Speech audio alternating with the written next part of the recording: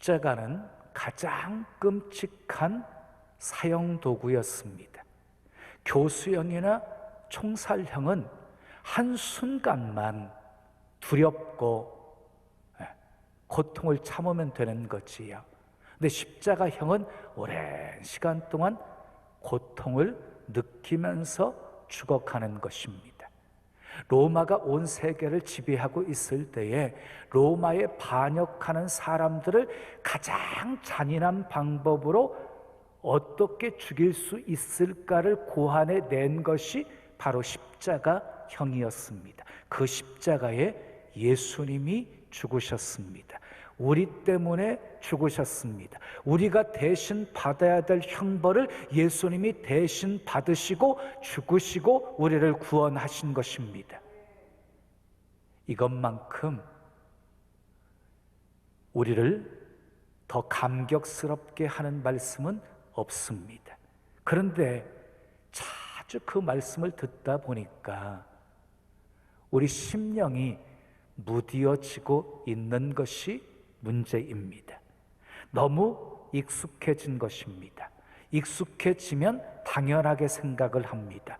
당연하게 생각하면 감사도 감격도 사라져버리는 것입니다. 그때부터 우리는 메마른 신앙생활을 하게 되어집니다. 자신의 죄를 보면서도 슬퍼하지를 않습니다. 자신의 가슴을 치면서 회개했던 그 기억이 언제였는지조차도 기억이 나지를 않습니다. 더 이상 죄를 짓지 않아서가 아닙니다. 심령이 메말라 버렸기 때문입니다. 예배의 자리에 앉아 있지만 마음은 다른 곳에 가 있습니다. 교회에 있을 때조차도 십자가에서 주님이 보이는 것이 아니라 사람들만 보입니다. 그래서 교회에 있는 시간이 은혜 받는 시간이 아니라 판단하는 시간이 되어져 버립니다. 그러면서도 예배는 빠지지 않습니다. 봉사도 합니다.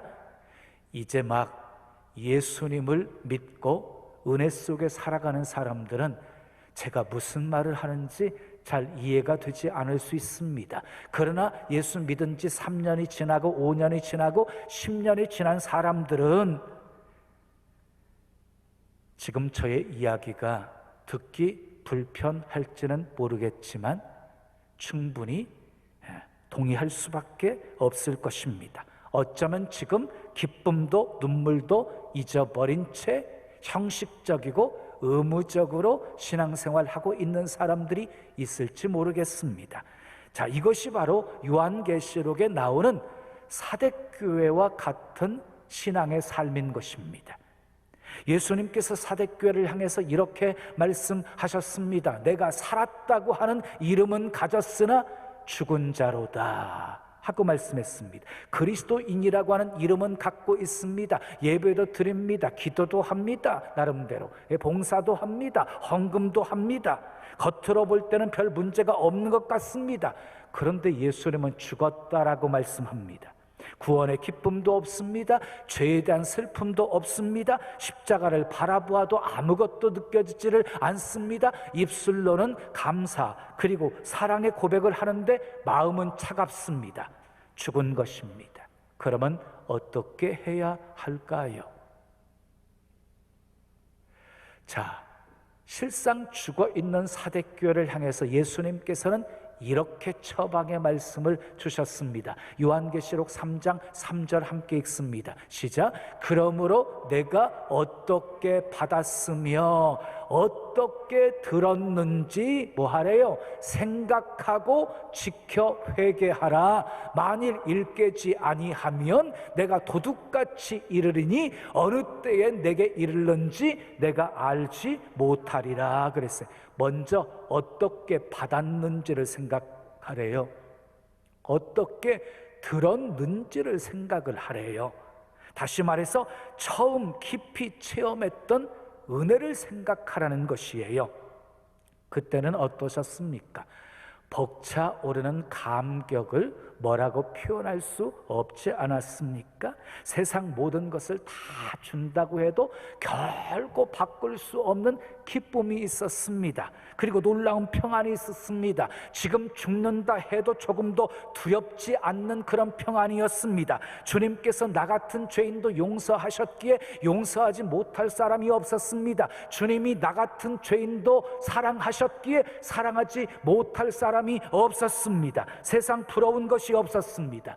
이것이 예수님을 처음 만났을 때 우리의 모습이었습니다. 이것을 생각하라는 것입니다. 그리고 회개하라는 것입니다. 사순절의 중심은 십자가입니다. 사순절의 절정은 예수님의 고난입니다.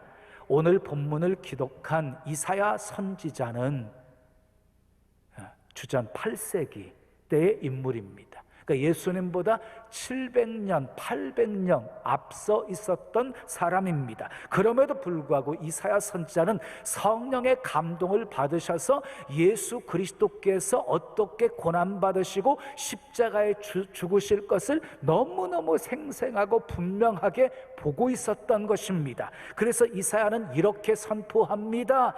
그가 찔림은 우리의 허물 때문이요 그가 상함은 우리의 죄악 때문이라. 그가 징계를 받음으로 우리가 평화를 누리고 그가 채찍에 맞음으로 우리가 나음을 입었도다.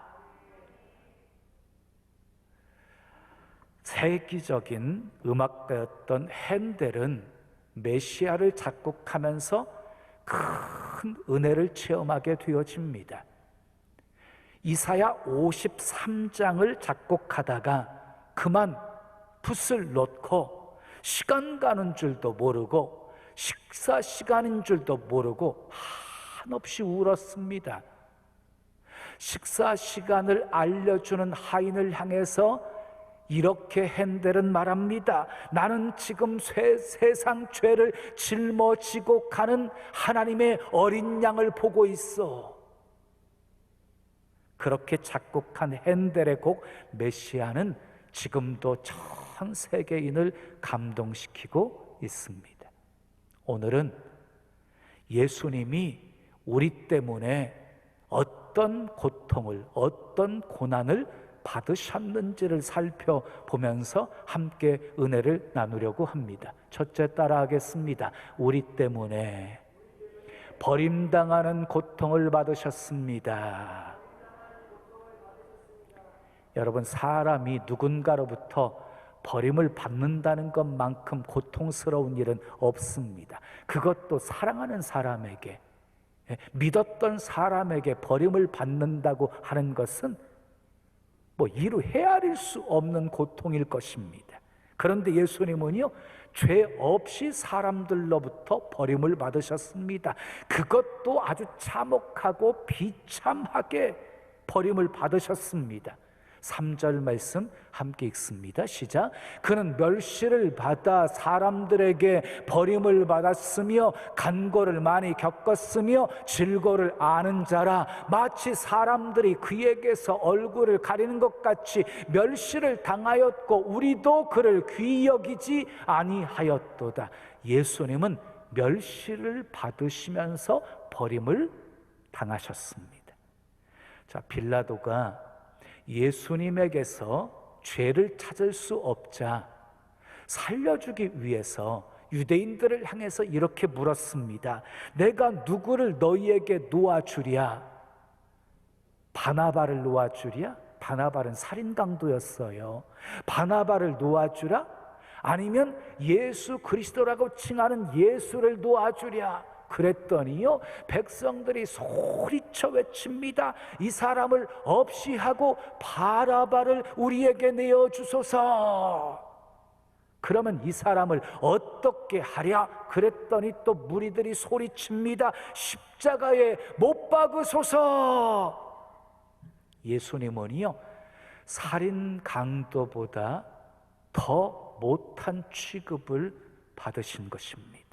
이 얼마나 비참한 일입니까? 근데 그것뿐이 아니었습니다. 하나님 아버지에게서조차도 버림을 받으셨습니다. 엘리 엘리 라마 사박다니, 나의 하나님이여 나의 하나님이여 어찌하여 나를 버리셨나이까? 인류 역사상 예수님만큼 처절하고 비참하게 버림받은 사람들은 없습니다. 누구를 위해서 버림받은 것입니까? 우리 때문입니다. 나 때문입니다. 우리도 살면서 사람들에게 멸시를 받기도 하고 배반을 당하기도 하고 버림을 받기도 합니다. 배운 것이 없다고 무시를 당하고, 가진 것이 없다고 멸시를 당하고, 못생겼다고 모욕을 당할 때도 있습니다. 이용당할 대로 다 이용당하고 내팽개침을 당할 때도 있습니다. 그러나 너무 괴로워하지 마십시오. 십자가에 달리신 예수 그리스도를 바라보십시오. 예수님은요, 우리 앞서서 버림을 받으신 분이십니다. 우리가 버림받은 것과는 비교할 수 없을 만큼 철저하게 버림을 받으셨습니다. 그런데 예수님은 버림받은 것으로 다 끝나셨습니까? 아닙니다. 하나님은 건축자들의 버린 돌을 모퉁이의 머릿돌이 되게 만들어 주셨습니다. 하나님은 예수님을 지극히 높여 주셨습니다. 하늘에 있는 자들과 땅에 있는 자들과 땅 아래 있는 자들로 모든 무릎을 예수 이름에 꿇게 하셨습니다. 모든 입으로 예수를 주라 시인하며 하나님께 영광 돌리게 하셨습니다. 문자 그대로 건축자들의 버린 돌을 우리 하나님께서는 모퉁이의 머릿돌이 되게 하신 것입니다. 두 번째 따라하겠습니다. 우리 때문에 고난을 당하셨습니다. 자, 4절 5절 말씀을 함께 읽겠습니다. 시작. 그는 실로 우리의 질고를 지고 우리의 슬픔을 당하였거늘 우리는 생각하기를 그는 징벌을 받아 하나님께 맞으며 고난을 당한다 하였노라. 그가 찔림은 우리의 허물 때문이요 그가 상함은 우리의 죄악 때문이라. 그가 징계를 받음으로 우리는 평화를 누리고 그가 채찍에 맞음으로 우리는 나음을 받았도다.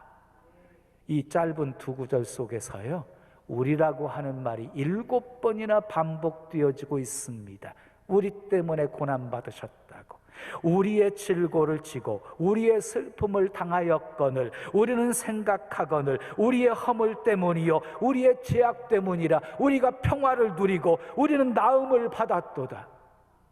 예수님은 죄가 없으신 분이었습니다. 아무런 잘못도 없으신 분이었습니다. 실정법을 위반한 일도 없었습니다. 도덕법을 어긴 일도 없었습니다. 파렴치한 일을 저지른 일도 없었습니다. 그런데 예수님은 십자가에 죽어야만 했습니다. 그 이유를 이사야 선지자는 오늘 본문 4절 5절에서 우리 때문이라고 강조하고 있는 것입니다. 이어지는 6절 말씀을 함께 읽습니다. 시작.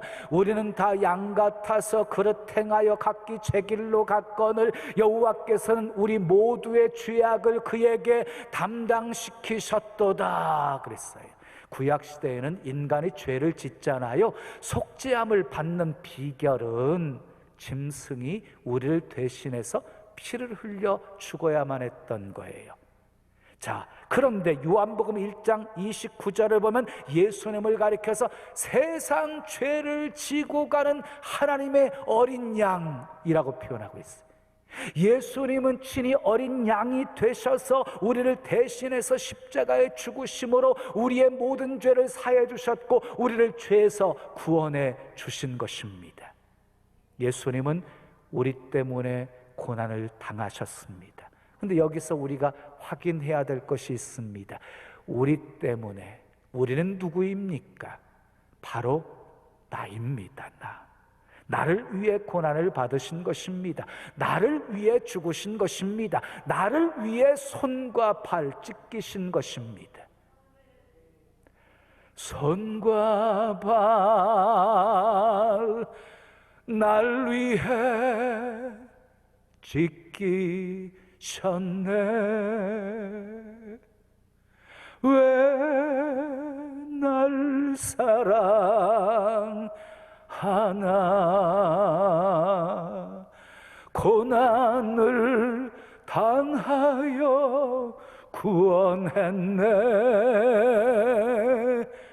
왜 날 사랑하나.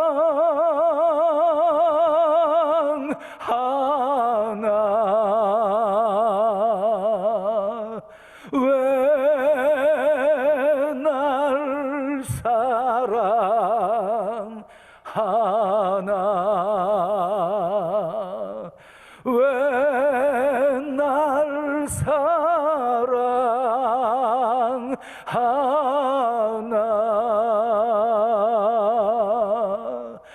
예, 주님 갈보리 가야 했나? 왜 날 사랑하나?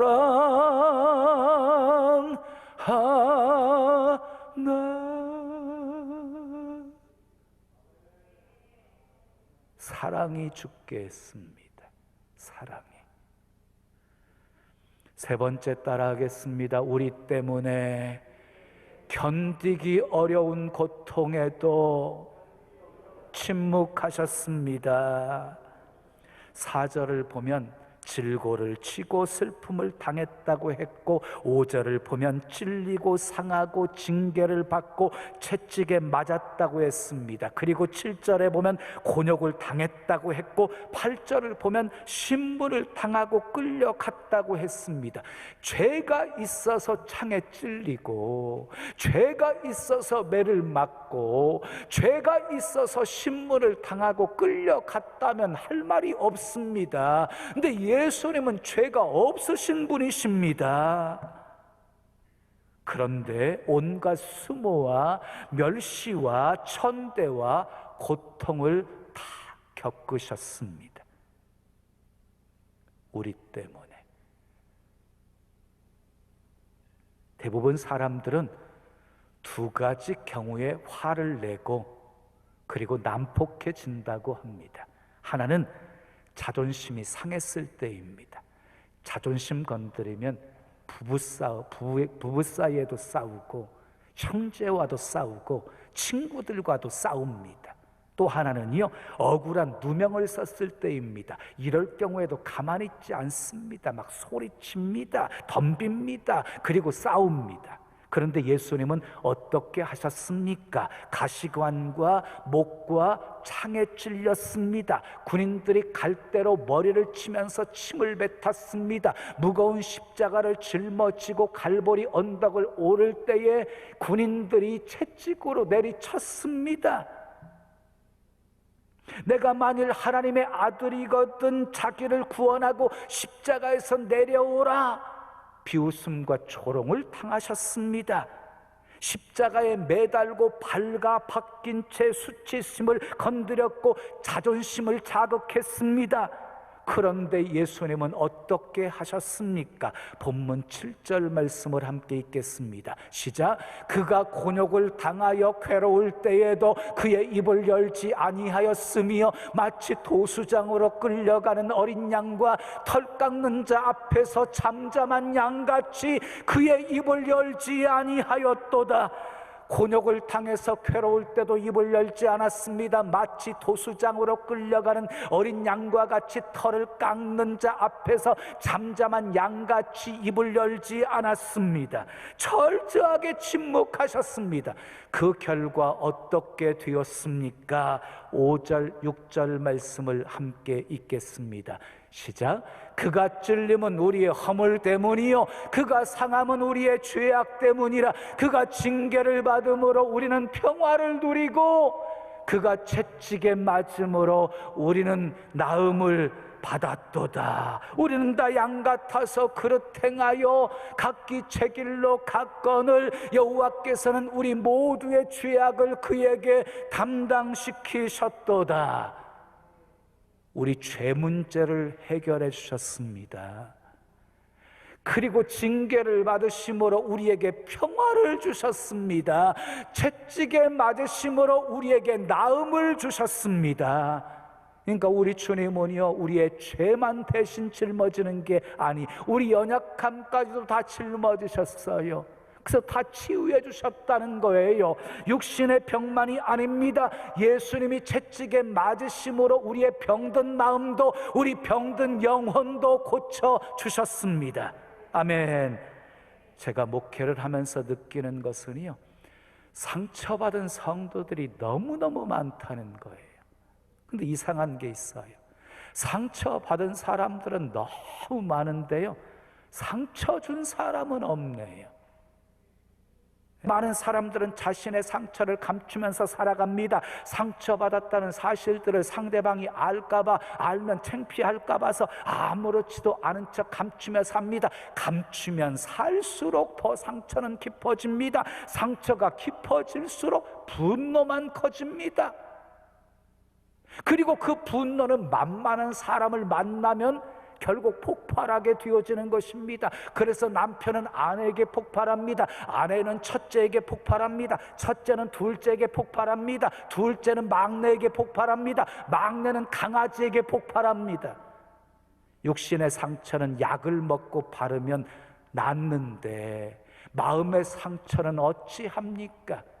그래서 예수님이 채찍에 맞으신 것입니다. 채찍에 맞으심으로 우리 마음을 고쳐주셨습니다. 아멘 하십시오. 다시 한번 여러분이 예수님을 처음 만났을 때를 생각해 보십시오. 예수님과 첫사랑에 빠져 살고 있을 때 상처받은 기억이 있으십니까? 은혜 받는데도 정신이 없는데 상처받을 시간이 어디 있었습니까? 그때는 누군가 의도적으로 상처를 주어도 전혀 상처받지 않았습니다. 오히려 예수님 때문에 핍박받는다고 기뻐했습니다. 하늘의 쌍급이 쌓여간다고 즐거워하지 않았습니까? 상한 마음 다 치유받았기 때문입니다. 예수님이 고난받으심으로 우리에게 나음을 주셨기 때문입니다.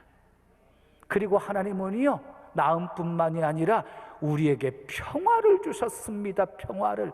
세상 그 무엇도, 세상 그 누구도 빼앗아갈 수 없는 평화를 주셨습니다. 예수님이 이렇게 말씀하셨습니다. 나의 평안을 너희에게 주노라. 내가 너희에게 주는 것은 세상에 주는 것 같지 아니하니라. 너희는 마음에 근심하지도 말고 두려워하지도 말라. 예수님이 우리를 대신해서 징계를 받으심으로 우리에게 평화를 주셨습니다. 하나님이 주신 그 평화를 누리면서 사는 사람은 근심하지 않습니다. 두려워하지 않습니다. 서머나교회 감독이었던 폴리갑은 86세에 순교를 당합니다. 그를 죽이려던 총독이 폴리갑에게 예수를 욕하면 살려주겠다라고 말했을 때 폴리갑은 이렇게 말합니다. 주님은 86년 동안 한 번도 나를 버리신 적이 없는데 내가 어찌 나를 사랑하시고 나를 구원하신 예수님을 욕할 수 있겠느냐. 그리고 화형을 당합니다. 여러분, 기독교의 역사는 순교의 역사였습니다. 주님의 사랑을 체험한 사람들이 기꺼이 주를 위해서 죽을 수 있었던 것입니다. 그렇습니다. 주님의 사랑은 나를 변화시킵니다. 주님의 사랑은 우리 가족을, 이웃을, 민족을 변화시키는 힘이 있습니다. 복음이 무엇입니까? 우리를 사랑하사 우리를 구원하시기 위해서 자기 몸을 다 내어주시면서 우리가 받아야 될 형벌을 대신 받으시고 십자가에 죽으신 그 주님을 전하는 것이 복음입니다. 신앙이란 무엇입니까? 주님의 사랑을 체험하고 그 사랑을 실천하는 것입니다. 그가 찔림은 우리의 허물 때문이요 그가 상함은 우리의 죄악 때문이라. 그가 징계를 받음으로 우리가 평화를 누리고 그가 채찍에 맞음으로 우리가 나음을 입었도다. 나를 위해 자신을 버리신 주님의 십자가의 사랑을 생각하며, 아멘, 그 사랑 실천하는 신실한 성도들이 다 되시기를 예수님의 이름으로 축원합니다. 축원합니다.